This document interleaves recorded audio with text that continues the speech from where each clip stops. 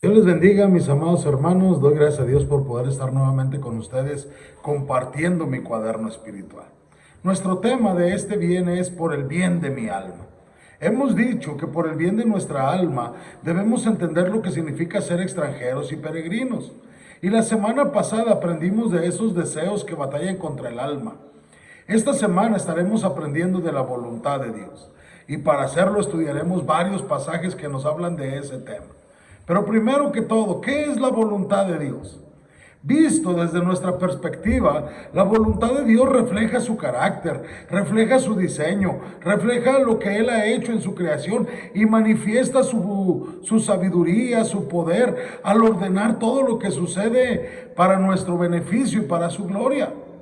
Hay dos aspectos de la voluntad de Dios que debemos entender. Primero, su voluntad revelada. ¿Qué es la voluntad revelada de Dios? Es aquello que Él nos ha dado a conocer por medio de su palabra, las escrituras, la Biblia. Segundo, la voluntad secreta, es decir, aquellas cosas que nosotros desconocemos y que según sus planes y sus deseos han de suceder. El pasaje de hoy está en Primera de Pedro, capítulo 4, versículo 19, donde dice: por tanto, los que padecen según la voluntad de Dios, encomienden a Él sus almas como a fiel Creador, haciendo el bien.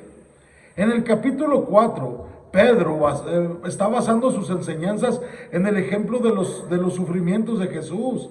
Y él amonesta a los creyentes a que no vivan para las malas pasiones, sino para cumplir la voluntad de Dios. Él enseña que aquellos que escogen una vida de pecado e inducen a otros a seguirlos tendrán que rendirle cuentas a Dios. Y los creyentes que ahora están muertos recibieron por esa razón el Evangelio durante su vida en esta tierra. Y el apóstol exhorta a los cristianos a buscar esas virtudes, incluyendo el dominio propio, el amor, la hospitalidad, el servicio. Y el objetivo de esto es que Dios reciba la alabanza por medio de Jesucristo. Los cristianos no deben sorprenderse cuando les toca sufrir. ¿Por qué? Porque están participando de los sufrimientos de Cristo. Es más, deben alegrarse cuando los insultan a causa del nombre de Cristo. Es más, dice la Escritura que somos bienaventurados. Pedro advierte a los creyentes que nadie debe dar ocasión de sufrir como un malhechor. Cuando algún creyente sufre, no debe avergonzarse, sino debe alabar a Dios por ser cristiano. El juicio de Dios comienza con la familia de Dios y luego alcanza severamente a los que desobedecen el evangelio de Dios. Y en nuestro pasaje Pedro hace una exhortación. Pedro está escribiendo su epístola a incrédulos, no a incrédulos, sino al pueblo de Dios, y en especial a los que están experimentando sufrimientos y dificultades. Cuando él dice, por tanto, él está introduciendo la conclusión de la carta acerca del sufrimiento. En otras partes de la carta ya Pedro ha exhortado a los cristianos a recordar que nada sucede fuera de la voluntad de Dios. En particular los que sufren se confrontan con la pregunta acerca de qué tan justo es lo que me está sucediendo. Estos no deben perder de vista el propósito de Dios. Ese propósito que Dios tiene para sus vidas, ya que la providencia de Dios cuidará de ellos. Por eso Pedro les recuerda a estos que están sufriendo con una palabra adicional de consuelo. Y Pedro les dice que deben cumplir con dos obligaciones. Y la primera de ellas es: encomienden su alma a Dios, porque Él es un fiel creador. La palabra encomendarse aparece en el último dicho de Jesús en la cruz: Padre, en tus manos entrego o encomiendo mi vida.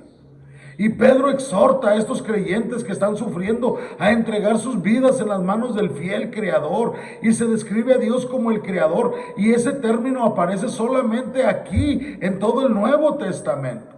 Él dice que ese creador es fiel. Él no solamente ha creado al hombre, sino que lo sostiene en cada momento. A este Dios el creyente puede confiadamente entregarse, porque la palabra de Dios nunca le fallará.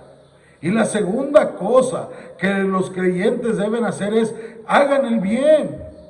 Esa es una recomendación que aparece continuamente en esta carta. Pedro da a entender que el cristiano que se encomienda verbalmente a su fiel Dios debe demostrar este compromiso mediante obras de amor y misericordia para con su prójimo. Recuerda que si estás sufriendo, es porque no eres del mundo. Antes Dios te escogió de este mundo.